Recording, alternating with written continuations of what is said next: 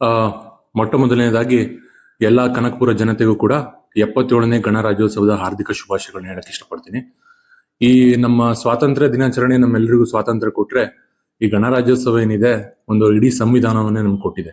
ಅಂದ್ರೆ ನಮ್ಮ ನಮ್ಮ ಜನ್ಮದಿನ ಎಷ್ಟು ಇಂಪಾರ್ಟೆಂಟೋ ಅದೇ ತರ ನಮ್ಮ ರಾಷ್ಟ್ರದಲ್ಲೂ ಕೂಡ ಈ ಒಬ್ಬ ಹೆಮ್ಮೆಯ ಭಾರತೀಯನಾಗಿ ಈ ಒಂದು ಗಣರಾಜ್ಯೋತ್ಸವದ ಏನು ಇಂಪಾರ್ಟೆಂಟ್ ಅಂದ್ರೆ ನಮ್ಗೆ ಇಡೀ ನಮ್ಮ ದೇಶಕ್ಕೆ ಅಸ್ಮಿತೆಯನ್ನ ಕೊಟ್ಟಂತ ದಿನ ಇವತ್ತು.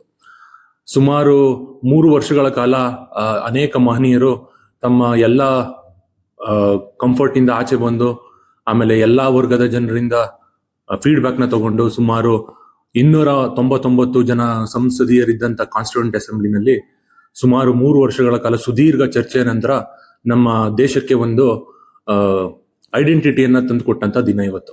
ಇವತ್ತಿಗೂ ಕೂಡ ನಾವು ನಮ್ಮ ದೇಶ ಹೇಗಿರ್ಬೇಕು, ಹೇಗೆ ಮುನ್ನಡೆಸ್ಬೇಕು, ಹೇಗಿತ್ತು, ಅಥವಾ ನಮಗೆ ಏನು ಕೊಟ್ಟಿದೆ ನಮ್ಮ ದೇಶ ಅನ್ನೋದ್ರೆ ಅದಕ್ಕೆ ನಾವು ತಿರುಗಿ ನೋಡೋದೇ ಸಂವಿಧಾನ ಅಂತ.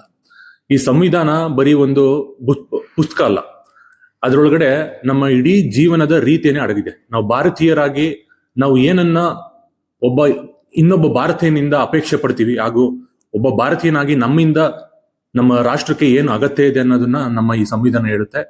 ಸೊ ಅದೇ ಸಂವಿಧಾನ ಅನ್ನೋದು ನಮ್ಗೆ ನಿಂತ ನೀರಲ್ಲ, ಅದು ಒಂಥರ ಸದಾ ಜೀವಂತವಾದ ಒಂದು ದಾಖಲೆ.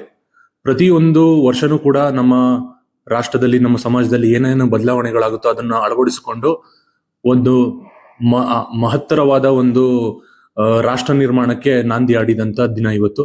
ಸೊ ಹಾಗಾಗಿ ಬರೀ ಈ ದಿನವನ್ನು ನೆನಪಿಸ್ಕೊಳೋದಲ್ಲೇ ಈ ದಿನವನ್ನ ಸ್ಮರಿಸೋಣ, ಹಾಗೂ ಈ ದಿನವನ್ನ ಆಚರಿಸೋಣ.